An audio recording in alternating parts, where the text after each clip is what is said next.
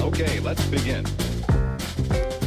Good morning, Patriot listeners. You are listening to Political Pitchforks. We are here every Saturday at 9 a.m. This is Susan Smith. I'm here with Jeremy Munson, and our special guest today is Senator Wesenberg up from Senate District 10. And we have a great show today. We're going to be talking about corruption in government.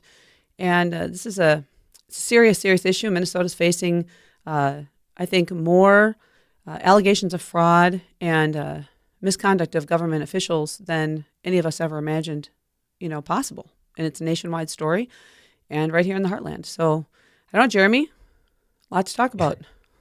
Yeah, Susan, corruption, fraud, theft of taxpayer dollars, things that you would think it would be a bipartisan agreement that we should root out of government. As a former state legislator, I got to St. Paul wanting to reform the health insurance industry and the health system and how government was involved. And what I found was that when you really want to be an advocate for change in St. Paul, you are met with fierce opposition from both sides of the aisle, especially around the special interest groups and lobbyists in St. Paul. And so what I found was that so many legislators are entrenched in this kind of grift on government. We call it lining up at the trough, right? Like taxpayer dollars are thrown into a trough and everybody comes and feeds. And especially this was true during COVID. But one of the things that really bothered me was that there were some legislators that were getting paid by companies, by either lobbying firms or by firms whose sole purpose it was to lobby government. And so I worked on legislation. I wrote a bill to prohibit legislators from working for firms whose sole purpose it was to lobby government. And although the state law says that when you are a lobbyist or working as a lobbyist, it's kind of a law that the lobbyists self-report that they're a lobbyist, and they have to file. And of course, state law also prohibits legislators from registering as lobbyists, or I should say, it prohibits registered lobbyists from being a legislator. And but we clarified this law and fought with several people on both sides of the aisle to get it in place. And fortunately, that bill that I wrote is law today, but it's obviously not being enforced because we have some legislators that are out there getting paid by companies to lobby government, to basically take taxpayer dollars. And the reason why this is so frustrating is because as a legislator, Senator Wesenberg can't receive a compensation from a lobbyist of more than $5. They can donate to his campaign, under the $1,000 max or whatever the law is, but they can't buy him breakfast. They can't buy him a drink. That's illegal. $5 is the max. But there isn't a law that prohibits, until we got this passed, there wasn't a law that prohibited a lobbying firm from giving him a check for $100,000 a year and calling him a consultant.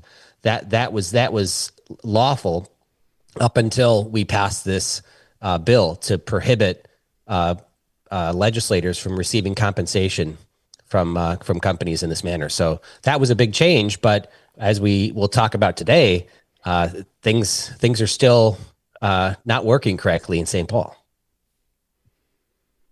Yeah. So today, this is a tough one because, like I said, this affects both sides of the aisles, and it's easy for Republicans to lob insults at Democrats for grifting taxpayer dollars. We've talked about how some legislators on the other side of the aisle are working for the teachers union or whatever. But today we're going to talk about a Republican who's doing this as an example, and that's Representative Ron Kreischa from Little Falls, which is Senator Wesenberg's area up there in northern Minnesota.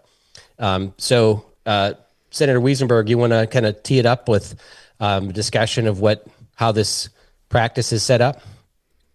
Yeah. So, when you were talking about lobbyists and getting money, and you look at all the fraud that's happening in Minnesota, we've got legislators that might advocate for something to get passed. Well, then they give it to an organization, and then all of a sudden that organization is putting money back into their pocket. And that's both sides of the aisle. When you try to say something everyone tells you to shut up because they're all in on it, right? So in Ron Kreischer's case, we're talking about he's got a Golden Shovel LLC. They lobby to get money from the government to give it to other entities. Is probably the easiest way to put it.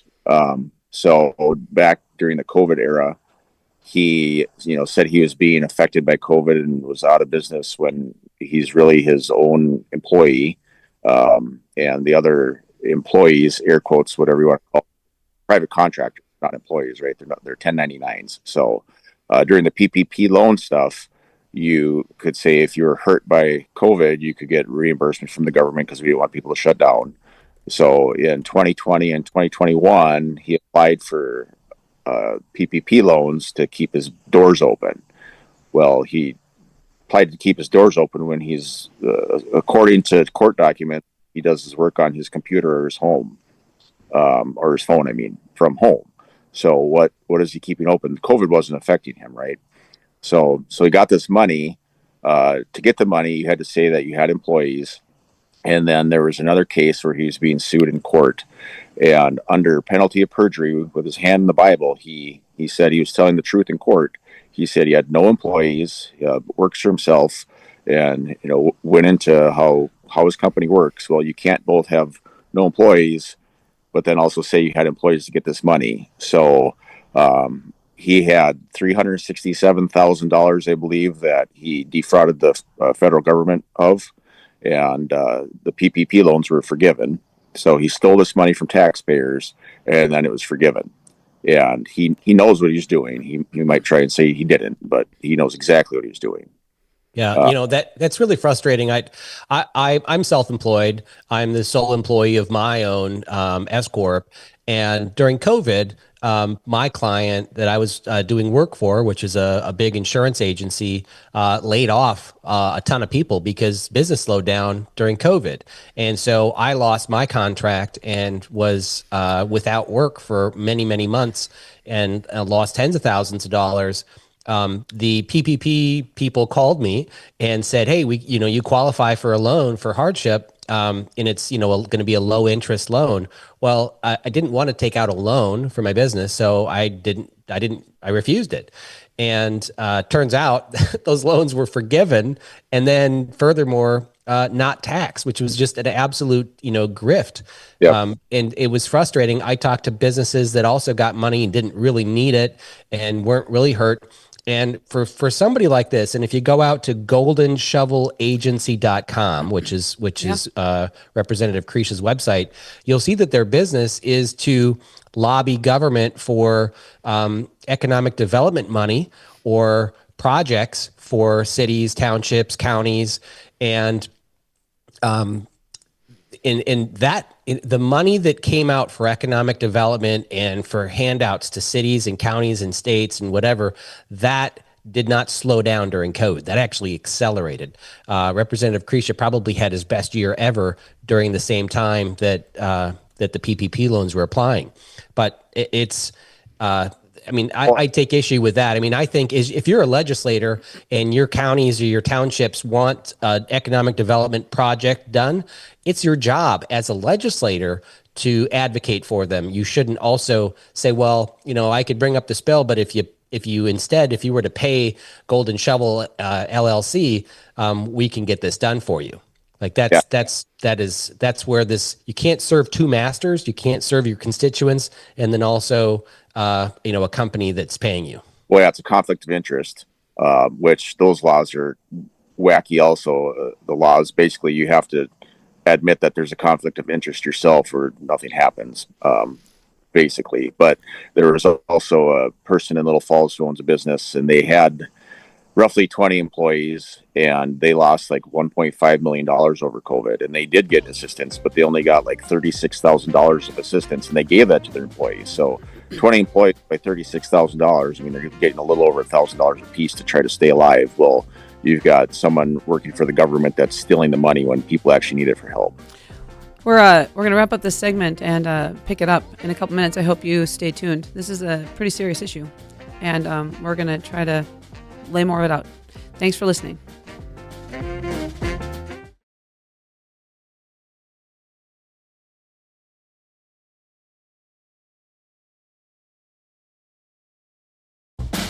Okay, let's begin. Welcome back to Political Pitchforks on AM 1280 The Patriot. This is Susan Smith. I am here with Jeremy Munson and our special guest today, Senator Wesenberg. And the issue that we're talking about is corruption in government. And there's been, I think, some litigation initiated. And I think I just want to say that, we as citizens of Minnesota, all of us want our state to rise and be the state that we believe it should be, which is a state that is really working hard to help people and stay within the limits of government, make sure that we respect the rights and the freedoms of the people. And when we have corruption in our government, it taints everything for us because we begin to question all of government and who can we trust if we can't trust the government, which we always have to do that carefully anyways. But when we have the amount of allegations going on in our state today, particularly when it involves legislators, it really does undermine the people's confidence in what's going on in our state, and we need to get to the bottom of it. So I've never served in the legislature, and we have two people here who, one current, one past, who have really insight into this issue far more than I can have because I haven't been in the belly of that beast, so to speak. I fight it from the outside, and they fight it from the inside. And I want to thank them for that. So I know Jeremy, he worked hard to get a bill passed to help address some of this corruption. And I'm going to turn over to you, Jeremy, to talk more about this issue and also the issue of relationships and what lobbyists do to the system using those relationships. Yeah, thanks, Susan. I mean, certainly, I don't have great respect for most of the lobbyists in St. Paul. I mean, I understand they have a job to do. If Home Depot wants to change some law, they hire a lobbyist to go in there and explain the case and perhaps spread some money around to campaign accounts to try to get a bill heard and get it passed. There's also a lot of lobbying money that comes in to kill bills. Sometimes freedom bills or giving people choice, and companies will come in because they don't want people to choose. They want people to have to buy their products, or they want to quash their competition. And so some big companies or the Chamber of Commerce might advocate for more regulations on small businesses to keep them out of business. And it's frustrating to see as a legislator. The most egregious waste of taxpayer dollars, I believe, is when local units of government take taxpayer dollars to lobby for more taxpayer dollars. We see this all the time. There was a report that came out in 2023. It said that public taxpayer money used for lobbying increased by 60% over the past 5 years. There was the biggest jump. It was after COVID, the biggest jump ever in lobbying. And this is, your taxpayer dollars being used by your city or your county or your township to pay full-time lobbyists to go up to St. Paul to lobby the state government to take more of your taxpayer dollars to bring it down to your local level. This is frustrating to see. Another thing that we see is cities pitting money against each other, trying to attract a single business. So this is lobbying for private investment. Like, remember years ago, we had the Amazon big distribution center that was thinking about coming, and they were going around to states and pitting states against each other, saying, how many tens of millions of dollars of taxpayer money are you going to pay me to bring my business to your state? And there's a movement to try to say, look, stop negotiating with these companies this way, because all you're doing is just, making it unfair for all the businesses that are already there trying to play by the rules. Why should we be giving, unfair treatment to some other business?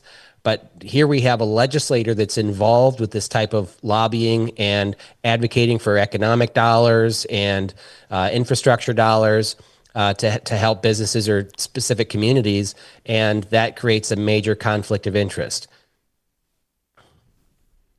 Yeah, I was going to say, I think the best place for your taxpayer dollars to go is to just stay in your pocket. And we shouldn't be taking your money to lobby to take more of your money to just continue that cycle. We need to cut those taxes, and you know how to spend the best. Obviously, we need roads and bridges and things. But when you get into, if you want to talk about bonding, if that's what it's for, you get into also now you're doing arts and crafts projects and building murals and all this other garbage that we shouldn't be spending that money on that. Right. So let's talk about this lawsuit that was filed. Explain to me how this happened. This was specific to the PPP dollars that you testified you didn't need. I don't remember the exact name.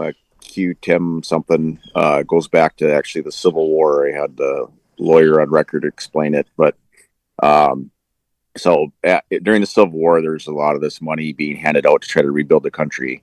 So the government created this law to say if you know someone's a bad actor and you turn them in, you can get a partial part of the reward if they're found guilty. So this person that heard this used that law and turned in Ron Krisha to the federal government and said, he defrauded the government $367,000 during COVID when he didn't have employees. You could not use private contractors to get PPP loans, and that's what he did.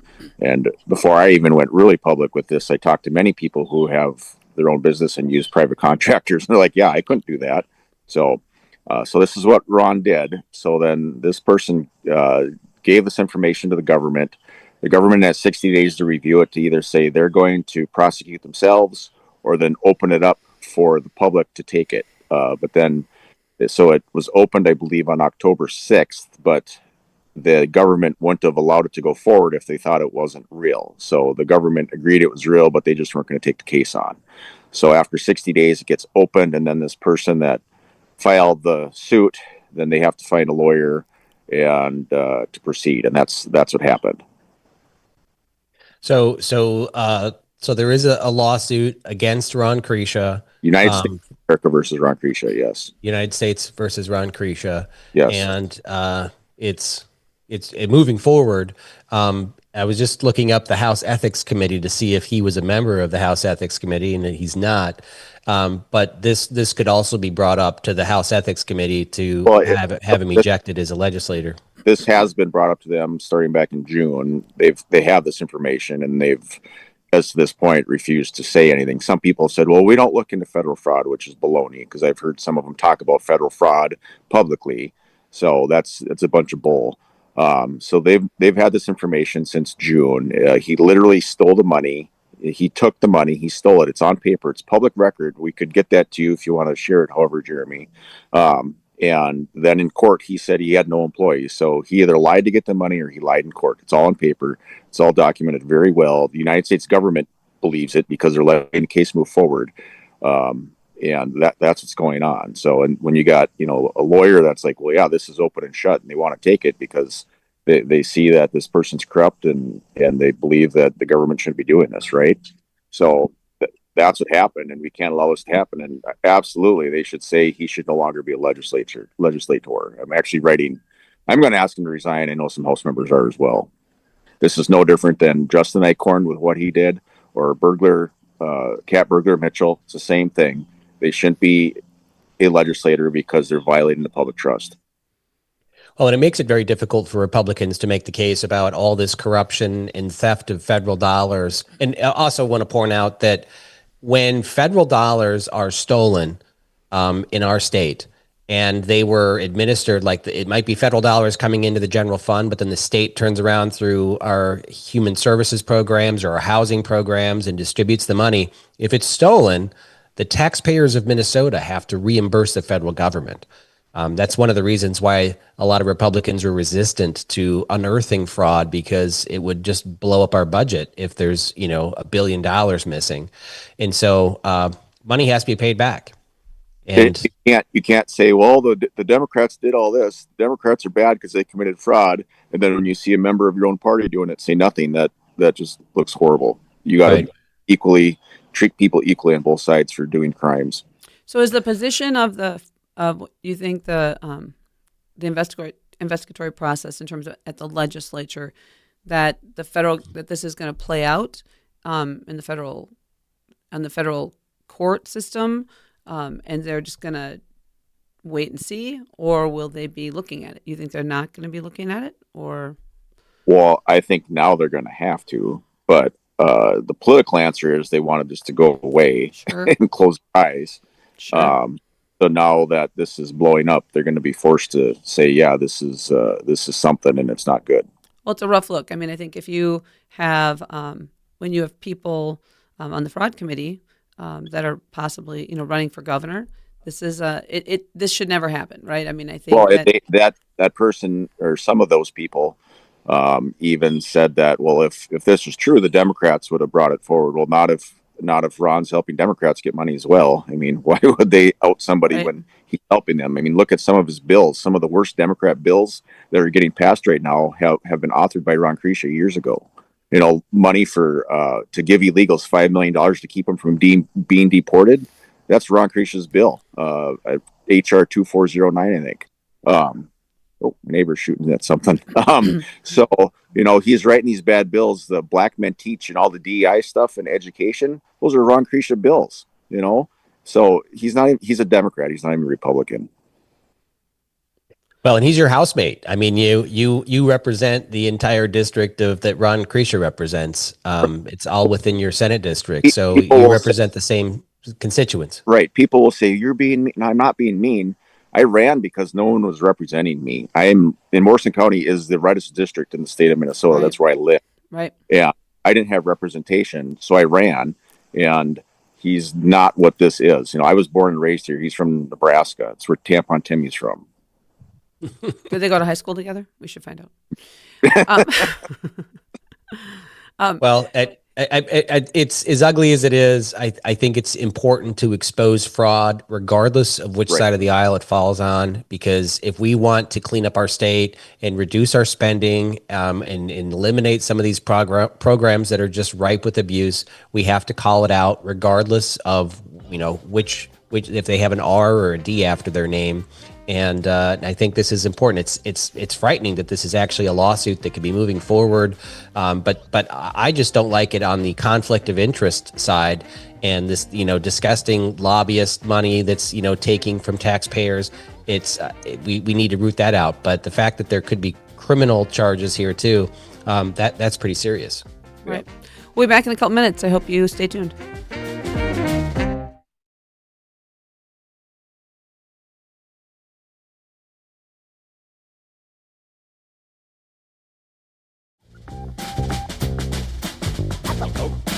Okay, let's begin. Welcome back to Political Pitchforks. This is Susan Smith. I'm here with Jeremy Munson and Senator Wesenberg from northern Minnesota, and we are going to kind of wrap up this issue of the lawsuit filed against Representative Krisha, and we're gonna follow it. And I think it's going to be important that Republicans be honest about the problems that it presents. And I'm a believer that when you get elected to public office, you're a public servant. Your job is to serve the public first and not serve yourself. And I think when people are in this position that he's in, and it creates a problem, a public perception problem, no matter what the truth is, that's a problem for people who are trying to serve, because his ability to serve is diminished by his own actions. And it's just not fair to his constituents. So I hope that the truth comes out quickly in this matter. And I hope that the people that are in charge of investigating fraud do their job and do it fairly, because it's a serious issue, and it's a new issue. So we've got a lot to learn. We'll be placing a link to the actual lawsuit that was filed in our content page on the website. So you'll be able to go to it if you want to read the suit that's been filed. We'll make a link available after the show today. So I think that's important for people to get educated. That's why we're doing this. Jeremy, I think there's a lot of issues with lobbying going on. Some of the lobbying laws have changed recently. And I know that there are a lot of people who may not even realize that because of the change in lobbying, the change in definitions, what's an official action, the dollar amount necessary to have changed hands or for somebody to have been paid is lowered. And there are people who may not have any idea that they even are actually considered a lobbyist now. That's one issue. And then there's just a general issue of lobbying. And it's, by the way, this isn't a Minnesota problem. This is a nationwide problem. This is the big pharma problem. This is the big farm problem. This is every problem in D.C. having to do with the manipulation of our government process based on relationships. People who went to Harvard together, people who went to Yale together, people who are in the Skull and Bones Club, people who are in country clubs together. These issues of lobbyists and who gets hired to be the lobbyist because of their relationships, former legislators, et cetera. It is a very, very big stain on our political system, the lobbying process, in my opinion. So, but that's just me. So you go ahead, Jeremy, and yeah, where do we need to go? Well, yes, certainly. I mean, when I was elected, Representative Kurt Doubt was the Speaker of the House, and when we went into the minority, he was still advocating for a lot of bills for, big companies, and it really upset many of us conservatives in the caucus. And we called him out for it and said, look, why are you pushing this bill for eBay or whatever? And it turns out that he was working for a company called Stateside and Associates, which gets paid to choose the lobbyists that are assigned to different issues. And I mean, so he was basically being the Sherpa for lobbyists and in the room with lobbyists. He just wasn't registering as a lobbyist. But, again, this is the kind of conflict that we need to root out. That was the reason why we wrote this legislator lobbyist legislation that we got passed, was because I don't know where his interests, I don't know where his conflicts are, because I don't know the clients that he's representing on the outside. And we need to root that out. Every legislator that I've talked to that's new to the legislature, when they call me for advice, one of the top things I tell them is don't quit your day job. Don't make the legislator role your only income, because once it's a part-time legislature, you only meet a few months a year. Once the legislature becomes your sole source of income for your family, then everything changes. All your votes are to preserve your income. It's a natural shift, and you can't let that happen. You got to fight back by keeping your day job, making sure that your focus is on supporting your family with your day job, and the legislature remains a part-time job. And that way, when they dangle these things over your head, like, oh, if you don't vote for this bill, we're not going to support you if you're primaried or in your general election.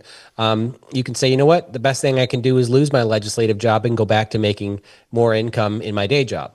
So keep your legislator independent and making sure that they represent their principles and not trying to preserve their paycheck. That's the best advice you can give to legislators. I've got a quick story before you get into it about lobbying and money. When I first got elected, you can I think, get up to $1,000 from lobbyist groups or whatever. And I had people give me money, and people were like, well, don't take money from lobbyists. So I'm going to take free money.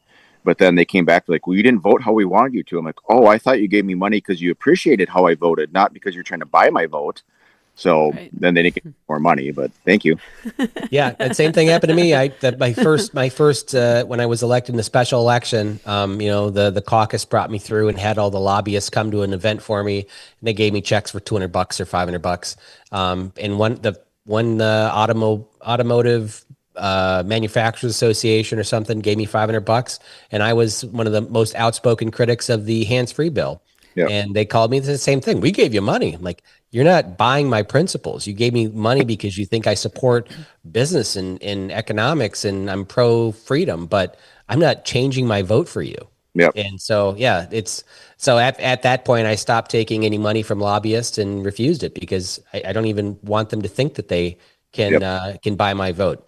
That's really important. But, I thought a really good reform for lobbying would be to tie whenever a lobbyist spends money, they have to file a report showing how much money their lobbying has spent, and then what sectors they're lobbying. I would actually like to tie it to individual initiatives. If they're trying to pass a specific bill, they need to tie how much money they have spent getting that bill through. And that way, when you go to vote on a bill on the floor, it would actually be a public record. Here's the lobbying information that was spent in this bill. $1.6 million for, 400,000 against, or whatever. And these are the groups, and these are the donations that have gone to campaigns, right? All that should be tied to the legislation to show the public how much money is being spent for or against it, especially when we have ballot initiatives, So Jeremy, when people are voting. This issue ties back to the issues that were raised with these vehicle bills and these fake 3 readings and all these games that happen. And then for me, the frustration of this shenanigan game playing we do with the rules requirement of the 60-day notice for a rule that applies to a law that's already been passed, as opposed to providing on the front end the ability for the public to know those same issues, right? The idea that we have a right to affect a rule, but not the law, is absolutely backwards, especially because the law should be written in plain language. A lot of these rules shouldn't even be necessary. But when we look at this issue that we're talking about, these lobbyists and the amount of money that's spent to manipulate our legislature, and I think that there's a growing group of people in our state and across the country that really understand that many of the bills that come up in Minnesota are not Minnesota bills. People think, we like to think this is all about Minnesota. Actually, a lot of these bills are happening around the country. They are being written by people with a national interest. They are manipulating the entire country kind of simultaneously with a lot of these things that are going on. And the amount of money being spent by these, whether it be NGOs, independent nonprofits, supposedly whatever, has become so difficult to figure out, right? But the truth is that it's not the people of Minnesota often impacting this process. But additionally, these lobbyists, if you do what you did, Jeremy, and you don't go the way the lobbyists want you to go, then they actually become a block to remove you, right? Right. And so what I'm saying is, yeah, your voters don't even people don't understand that the power of this money, which is often nothing to do with Minnesota, these people are coming in using their relationships to manipulate the news, the media, the social media, that everything is run. There's a whole system run by people to maintain the system the way they want it to work. And people like you create a problem for them, right? And that affects your. So it's so much bigger than just this issue. It's so much bigger. And by the way, it affects spouses getting jobs. Spouses. I mean, this is a huge issue, and I think it's important that we're talking about it.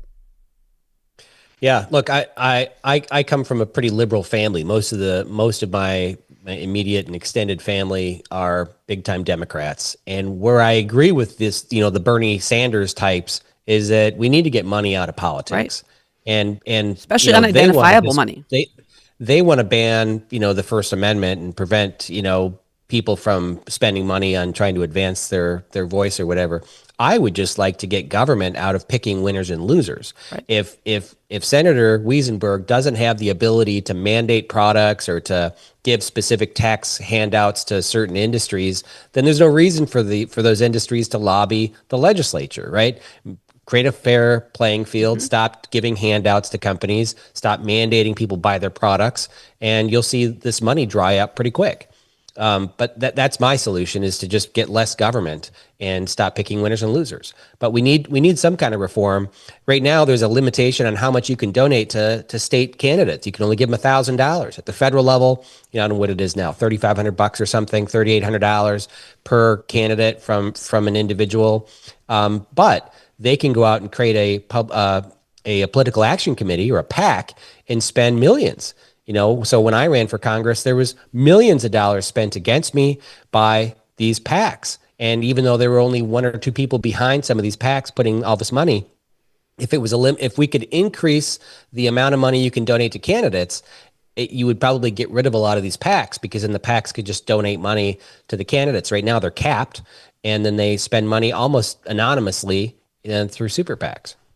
Right. And even like for me to get a donation, if you would donate more than $20, the government wants to know your name, phone number, your business, your whole life history. They want to know where it's coming from. So then people, I don't come from a rich community either. So, like people are like, I don't want to give you that information, so I don't want to give you any money. It's not only that. Let me be clear.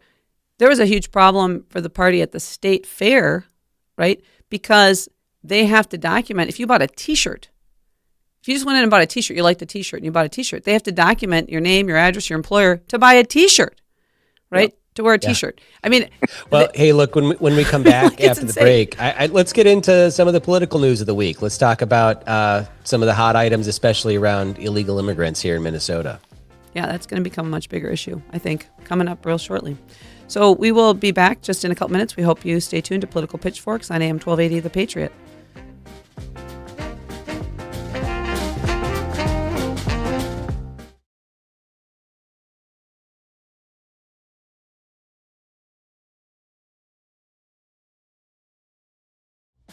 Okay, let's begin. Welcome back to Political Pitchforks. This is Susan Smith here with Jeremy Munson and Senator Wesenberg, and you are listening to AM 1280 The Patriot. Thank you for listening. So we're going to quick pivot here into a discussion about the other issues going on in Minnesota that our legislature and the people of Minnesota should be paying attention to, because these are serious issues, serious problems that we're facing. And one of the issues I think that we should talk about is illegal immigration. And there was a news article that just came out, a Friday article in the paper that Kristi Noem is coming to the Twin Cities to talk about basically a sanctuary city problem that we have in Minnesota. I think it is a problem that we have these sanctuary cities and the failure of law enforcement to enforce the law, right? They just are not enforcing the law, picking and choosing what they think is important. And I think this is, again, a thing that undermines the confidence of the public in the government, right? And it's harming Minnesotans. There's no question about it. It's harming our schools. It's harming our healthcare system. And we're underwater in Minnesota. We're basically insolvent. And we are not being honest about these problems and their problems. So what do you guys think? Yeah. Illegal immigration, sanctuary cities. I'll jump in here because I think words matter. And what I've learned is I think the best term to refer to illegal immigrants is to call them people here without permission, because it's so descriptive, and it's something when you talk about illegal immigration, immediately the left is jumps on you and says, the people can't be illegal or whatever. But if you say, hey, they're people here without permission, like they are in our country, they don't have permission to be here, this is an issue, right? It's an issue for our economy. It's an issue for public safety. We need to know who's here. We need to have secure borders. It points to a larger issue. And immigration, unfortunately, isn't a state issue. It's not a state legislative issue. It's a federal issue, which is why Kristi Noem is here. And I posted for several years now the DHS, Department of Homeland Security's naughty list on local units of government who refuse to cooperate with ICE. I did it during the Biden administration, and I pointed out, I think there were 7 or 8 Minnesota rural counties who refused to cooperate with ICE. Happened to be all the counties that have food processing facilities in large, big businesses that rely on, people who don't have permission to be here, that work and don't have permission to work in this country, who are employed at these companies. This is a serious issue. It's not Democrats that are doing this. It's both sides of the aisle who are taking advantage of people who don't have permission to work in this country and employing them. And we saw in the legislature a push to give them driver's licenses. Why? The insurance company wants it because they want to sell insurance, and big businesses who employ people unlawfully they're violating state and federal employment law want to continue to employ these people. And they actually, Chamber of Commerce and some big A groups wrote letters on the House floor and said, we need our employees to get to work. Giving driver's licenses to illegal immigrants wasn't about public safety. It was about allowing companies to continue to break federal and state employment laws. And this is a serious issue we need to address. It's not just Minneapolis; it's all of Minnesota. Yeah, and then you'll have Republican colleagues of mine will say, "Well, Minnesotans don't want to do these jobs." Not just Republicans and Democrats say, "Well, there's not enough people to do these jobs, or people don't want to do them." Baloney! Like, we have enough people. We're creating a system where we're giving people free handouts to stay home, and then these people are doing the jobs. It's wrong. It's taking jobs away from Americans, and that's a whole other issue that would take a long time to talk about. But yeah, we've got people giving these people free driver's licenses, and it just doesn't stop at that. In Minnesota now, come from anywhere in the world and you get a driver's license. It's indistinguishable from my driver's license, or if you're here from North Korea, we wouldn't know. So, yeah. And that's a problem. There was a time when they said that you needed that one of the issues was that people without driver's licenses and they didn't get insurance, and that was a problem. Well, the reality is that they aren't even paying attention to whether you have car insurance anyways anymore, good or bad, right or wrong. And I just have now known so many people who've been in car accidents with people with no insurance, many illegal. That there is just a problem from that level. There's a problem at the schools. You can't even find out the cost. And when we have policies in sanctuary cities and we give licenses, that creates an actual incentive for illegal immigrants who are living in other states to come to Minnesota and get the validity of a driver's license. And then whether they stay here, don't stay here, we actually are spreading a problem to other parts of the country because we've now legitimized a person as potentially being a citizen because nobody knows the truth. And it's just, that's a problem. But like I said, our schools, the cost of interpreters, the cost of health care, the effect on housing across the board. Yep. This is a Right. problem. Get free healthcare and free everything, and we have to pay for it. But I think who introduced this bill when you were in the House? Representative Paul Torkelson introduced the amendment to give driver's licenses to illegal immigrants, or basically driver's licenses to everyone without proof of who they are. It was highly supported by the Democrats. It took us by surprise. We didn't know it was coming, and he made an arrangement with then Majority Leader and the Speaker of the House, Melissa Hortman, and Ryan Winkler, to not have a roll call vote. They just quickly did a voice vote, and Republicans were just taken aback. So he got it passed. He said that the churches supported it, the churches wanted this, and of course, Chamber of Commerce and all the ag groups want it too. Yeah, and then we got not to keep pounding on Ron, but he talked about this on the radio. I think in 2017. There's a clip that I could get information to people to listen to. He said, we have to give these people driver's licenses, and went on and on about it. And then he wrote a bill to use taxpayer dollars to keep them from being deported. He literally wrote a bill to use your taxpayer dollars to keep illegals from being deported from the United States. And now look at the problem that we have. That's our money. I don't care where you come from. Fine. Do it illegally. Don't take my money. Don't harm my family. Yeah. And it's important to know any lawful resident, any lawful immigrant to this country can get a driver's license. You don't have to be a citizen to get a driver's license. We're talking about people who don't have permission to be here. I can't break into Canada or Europe or wherever and go to their, go get a driver's license or work, right? They're very strict on that. Well, you can't. Funny, I don't know if I told you about this, but this last year I wrote legislation. It didn't go anywhere because the revisor said it's probably illegal. But I said anyone who votes to allow illegal or people who don't have permission to be here into Minnesota, anyone who votes on that first has to allow them to live in their home and take care of them. And they're like, well, I don't know if we can do that. But I'm like, well, they should. If you're going to do it, then they have to stay in your house.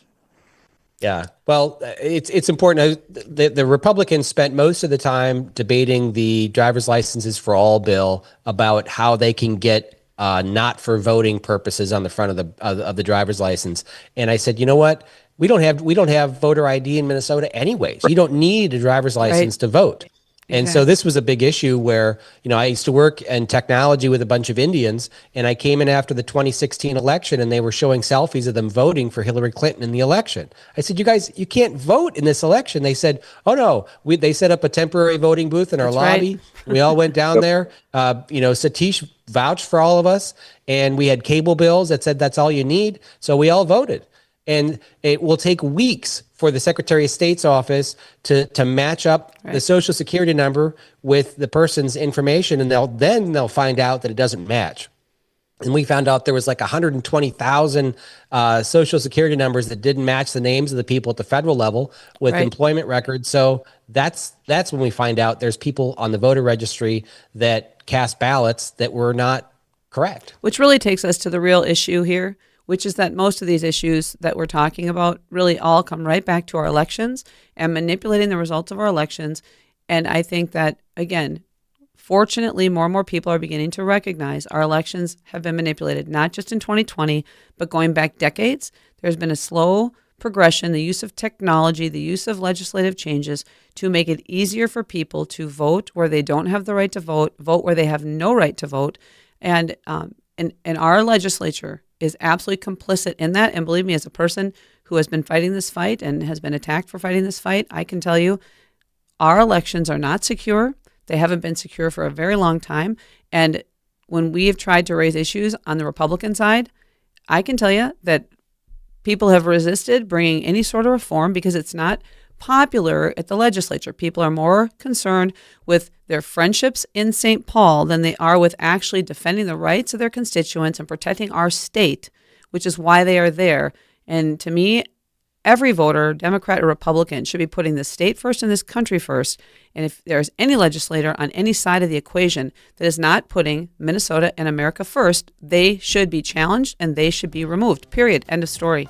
And so if you disagree, let me know. But we got a problem, and it's not going away unless we talk about it. Yeah. So. Well, thank you, Senator Wesenberg, for being on the show this week, and Absolutely. Thanks to all the listeners for tuning in. for another episode. Yep. Next week, I think we are hopefully going to be having a couple more legislators on to talk about issues related to fraud. So we hope you will listen next week as well.